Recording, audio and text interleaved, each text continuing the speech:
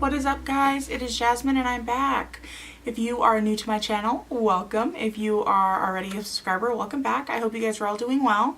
Today I wanted to talk to you guys about some weird stuff that's happening in my house, and I'm a little nervous to talk to you about it because I don't want to give it any power by talking about it. But at this point, I'm starting to worry a little bit. So rather than just going on and on about how I'm afraid to make the video, even though I'm already making the video, I'll just go ahead and tell you what's going on. So we should start off at the beginning. My husband bought this house almost 9 years ago. And he did not know me at the time. He ended up buying it himself, but he was with his ex-girlfriend. And she, from what I was aware of, didn't like the feel of the house when she walked it with him and told him that she wanted to get it blessed before they moved in together. He went ahead and got the house blessed by an Episcopalian priest.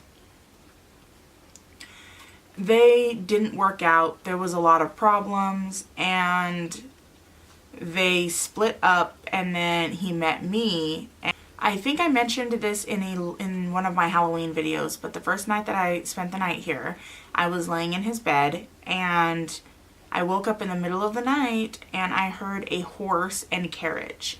And it sounded like an old school Western movie where you hear the horse and the carriage, and it sounded like it was going right down the street. And when I first learned about where my husband lived, or where I live now, I thought that there was like nothing up here. I really thought that like it was just a bunch of farms and like, you know, you're just like up in the mountains and there was no civilization. I thought it was literally one of those small towns where there's like a corner store and that's about it. And so in the morning I told him, I'm like, dude, one of your neighbors was like driving around on his horse, and I don't know if he has like an old school carriage or what, but like he was just going up and down like your road over here. Because when he brought me up here, it was nighttime and I couldn't see anything because it's so dark up here. So I thought we were surrounded by like trees and like dirt road and everything. And he tells me, he's like, what the hell are you talking about? We're on a main street. And I was like, what do you mean we're on a main street? And he's like, you were on a main street. I was like, oh. And so like I go, and he's like, he has me go outside, and he's like, I don't know what you're talking about with the horse and carriage, but there's nothing around here that would even have that. He's like, it's a pretty decent sized town. And to this day I can't explain it. So like I would always get weird vibes in the house, but I always told myself that I was just freaking myself out because I was here a lot alone. And at that point, you know, we had more space than we knew what to do with, because we didn't have half the animals we have now. We didn't have the kids. It was a very open, it was kind of an empty place. At this point, my husband was renting out my boys' room because obviously they weren't here yet. And so he was renting out their room to my best friend's now husband. And that's actually how we met. I met my husband through my friend and her now husband, because they said, hey, because her husband said, hey, my roommate wants to meet you. And that's how I met my husband, if that makes any sense. So he's renting the room out like next to my room. And I had went to a party at our friend David's house with my husband, and my friend Lindsay was here waiting for Derek to get off work. So she was in what's now my boys' room waiting for her boyfriend, because none of us were married at the time. I hope that makes sense, that I'm not just going on and on. Sorry. Anyways, I get a text message from her and she tells me, she was like, someone's in your house. And I said, what? And she goes, someone's in the house. The toilet just flushed and it sounds like somebody's walking up and down the hallway. And I told her, I was like, let me go talk to my boyfriend. So I went and I talked to my now husband, boyfriend then, and I was like, Lindsay says that there's somebody that's walking up and down the hallway and that they flushed the toilet, and Derek isn't supposed to be home from work for another 3 hours. And he goes, that's impossible. Just tell her like she doesn't need to worry about it and stuff. And so I text her back and forth and stuff, and she told me, she was like, it's cold in here. I don't know what's happening. And I was like, okay. Now, to vouch for myself, I have never heard the toilet flushed unless like it was flushed by a human. And the footsteps I've heard a couple times here and there, and that is creepy. So at this point, her boyfriend Derek ends up moving out, and I end up moving in at some point, and I had custody of my nephew at the time. And so I was in the process of trying to get Derek's room ready for my nephew. And I did all that, got him situated, and he immediately did not like the room that my boys are staying in now. And when I first got him, he was 4 months old. So by the time I moved in here, he was probably about 6 months old. And I ended up having him in there, and he was just waking up constantly and screaming, and I didn't know what to do. And every time I would go in there, because he was crying, I felt like someone was behind me and they were watching me, and I didn't like turning my back to the door to my boys' room. And that was always a little unnerving. Mind you, between these instances, there was a lot of time where like nothing was happening at all. And I find it interesting that things will pick up and then they'll go away, and then they'll pick up and then they'll go away. Like right now is a time when they're starting to pick up again. But for a while there was nothing happening. So I find it a little weird that it's kind of a back and forth. Either somebody walks in my house and they're like, your house is creepy as hell, or somebody walks in and goes, you're over exaggerating, there's nothing. But those same people that say it's nothing will come back another time and be like, your house is scaring me again. And I was here 24/7 after I got pregnant with my kids because I was on bed rest, and weird stuff would happen while I was pregnant, but nothing like super crazy. That it would sound like something was in the closet or it was moving, but I could have very well, blamed it on like a breeze. Or it would sound like there was footsteps in the hallway, but I mean, who's to say it wasn't the dog, even though the dogs were in here? You know what I mean? Like I would try to kind of pretend that it wasn't happening, or I would try to like make excuses or reasons for the phenomena versus admitting to myself that something might be going on. I had my kids, things kind of sort of calmed down, and my husband ended up leaving one night to go over to his friend David's house again, and I was left here with the kids. And I told myself I'm so tired from, having a set of twins. I was exhausted. I was literally like only sleeping for 30 minutes at a time. And so I said, well, if he's going to be out with his friends, I'm going to go to bed early.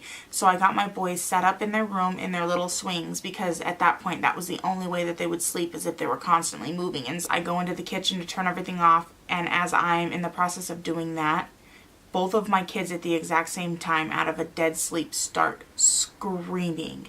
And if you know anything about twins, when they're babies, each other's cries don't wake them up. They just somehow tune it out. I don't know how to explain it, but if one kid was screaming their head off, the other one was still knocked out. I could vacuum in there and they wouldn't wake up. And so it was weird that they both woke up at the exact same time screaming. And part of me didn't want to go in there. Obviously I did, because I wanted to save my kids from whatever was happening, but I was so afraid to go in there because it just felt weird. As soon as I stood up to go in there, all of the lights in the house started flickering, and I was like, what the hell is happening? And so I started running down the hallway to go into their room. As I went in there, the lights were flickering inside of their room.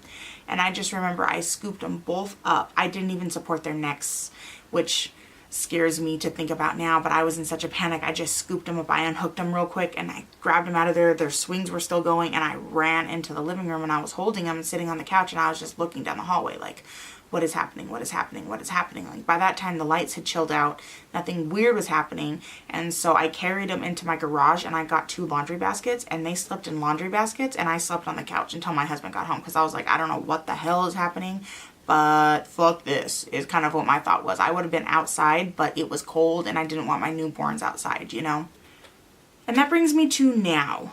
Things have once again kind of picked up, and I don't really know what to do. And it seems like it's a little more aggressive. It's been about 3 years, and here we are again dealing with stuff. But it seems like every time that stuff comes back, it comes back stronger, I guess is the word, more active. And my kids are waking up screaming in the middle of the night, saying that there's a monster in their room. My kids are telling me that they don't want to go into their room because there's a ghost in there. My kids are telling me that they're talking to some guy named Pete. I don't know who Pete is, but they said Pete is mean. And I tell Pete or whatever's in here, I'm like, you need to leave. You have windows open, you have a door open, you need to get out of my house. And they'll say, Pete is outside, and Pete is really fucking angry. And my kids don't cuss. And they said, Pete is really fucking angry. I was like, what do you mean Pete is fucking angry? What do you mean? And they said that at 3 years old. They were like, he's banging on the window. And I scared the crap out of me. I was sitting on the couch one day and Cyrus was sitting next to me with his back up against the couch, and he started screaming, and I said, what? And he's all, back hurts, my back hurts. And he turned around and there was freaking scratch marks. I'm going to insert a picture now, and it scares me to think that that happened. Ugh. My cat is now suddenly hissing at nothing, especially at night. I will turn everything off. Me and my husband will be in here, and as soon as my husband falls asleep, I hear the cat, and he's in the living room. And normally my cat sleeps in between my legs, and he'll be out there, and I'll be like, Kiki, come on, like, let's go. And he'll be like, meow, meow, meow, meow, meow. And I'm like, what is he hissing at? I'm not gonna go out there and find out, but I want to know what he's hissing at out there because it's freaking me out. Another time I was laying on, when my other cat was still alive, I had them between my legs because, again, they both slept at the foot of my bed in between my feet. And they were both asleep there. They've never fought. They've gotten along. All of a sudden, they both start screaming and hissing. And I had like a big ol' cut on my leg. And I want to say that it was from their claws, only because, like, they're cats. But we have caps on their claws so that they don't screw up my leather couch. So I don't know if maybe one of their claws kind of grew out of the cap or what happened, but I had a huge gash on my leg. I had to actually get out of bed, go into the bathroom, and I had to like get the bleeding to stop because it was slowly dripping. It wasn't profusely dripping or anything, but it was still kind of like actually dripping down my leg, and so I had to like put pressure on it to stop the bleeding.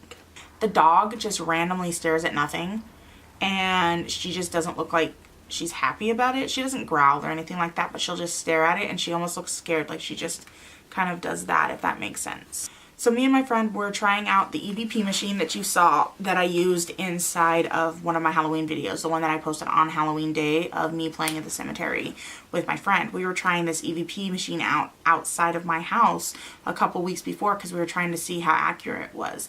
And we were sitting there playing with it, and I heard a bunch of voices, and it almost sounded like old music was playing, and I still don't know where I picked that up from. It was so weird.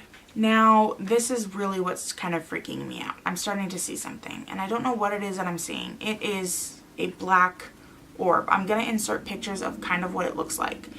But it's like a black orb, and it looks like you just see it out of the corner of your eye. And one night, I was sitting in my living room, and I was sitting on the couch, at the very end of my couch, I should say.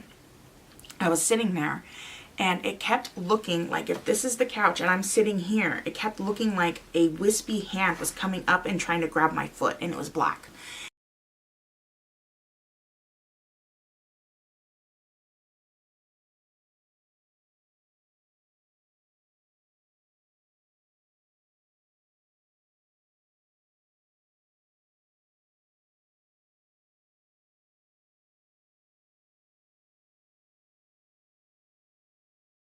And I thought it was my cat. I'm pointing at my cat, by the way, because he's laying there upside down going, hi. Anyways, I thought it was him. And I kept looking down and I couldn't find him. And I'm like, okay, he's being feisty and he's hiding and trying to bat at me. And then I look over and he's on the other side of the room. I don't know what it was. It was trying to grab my foot, but I was afraid to move from that spot until almost 4 o'clock in the morning. I was afraid. I didn't come to bed. I was so tired, but I was so afraid to get up. And at that point, I told myself, I need to talk to my psychiatrist. I think that I'm crazy. I'm starting to see things. I'm thinking things are touching me. I need to talk to my psychiatrist. And I was going to bring it up at my next appointment because I do see a psychiatrist. I have complex PTSD. If you wanted to know why I go, I'm not crazy or anything, but it's years of abuse has kind of screwed my mind up, but I'm working on it anyways. And I was going to talk to him and be like, I think I'm seeing things. And my friend Amy came over. You know Amy. Amy's been in a couple of my videos. She comes over and she's sitting in the exact same spot that I was sitting at. And I was sitting on the opposite end of the couch, and me and her are talking, and she screams and gets up. And I was like, what? And she was like, it looked like there was a giant tarantula that just came up from underneath your couch and crawled up the wall. And I was like, was it black? And she's like, yeah, you know what I'm talking about? And I said, yeah, I know what it is. And I don't know what it is.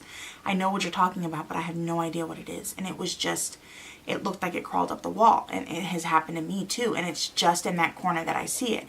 Every once in a while, I'll see something out of the corner of my eye. But for the most part, it's there. And I don't know what it is. And I'm freaking scared. Everybody who comes into my house does not like my hallway. They do not like my office, and they do not like my boys' room. And I feel so bad making my boys go to bed in there because they're scared and I don't know what to do. My friend Jessica specifically says every time she comes to my house, she just feels like she gets really, really tired. And she said that she feels that like the ceilings are very, very low. Mind you, my ceilings are naturally very low. We have a very little house. My husband is 6'8". And a lot of times, like, he can't even, if he's standing, he can't stretch his arms up because he'll hit them on the ceiling. So it is a low ceiling, but she always feels very claustrophobic, like something is just like over her. She feels like she needs to duck. Nobody likes my hall bathroom. Nobody likes my hallway. Nobody likes my kids' room, and nobody likes my office. And it's interesting because a lot of people that have said that my house is creepy, I've asked them, what don't you like, separately, and each person has given me the exact same answer. And that's pretty much it. I have no idea what's happening in my house, and I'm freaking out. And I'm so glad that like nothing has happened while I've been filming, because usually like when I'm talking about it, it seems like that's like something happens. Mind you, I have been smudging the hell out of my house. I have been praying in my house. I have giant rocks of obsidian. Black obsidian is supposed to like, it's supposed to be protective. It's supposed to absorb negative energy. I have giant rocks like this big that Amy gave me, and I have those in my living room right now. And I've just been smudging my house and saging my house, and I've been using Palo Santo, and I've been using sage, and I'm doing everything that I possibly can to get rid of it. I'm telling it, you are not welcome here. You need to leave. And things seem like they're kind of getting better. But usually when they start to get better, it comes back and it's worse. So if anybody has any other ideas, go ahead and please, please, please either inbox me. I'm going to leave my email down below so you can talk to me privately, or comment, anything. I will take any advice at this point. For today's fun fact, I thought I would tell you that armadillo shells are bulletproof. A Texas man was actually hospitalized because he shot an armadillo. The bullet ricocheted off of its shell and shot him, and luckily he survived. But just so you know, armadillo shells, bulletproof. Thank you so much for watching. If you guys like this video, go ahead and give it a like, subscribe, and I'll see you in the next one. Bye!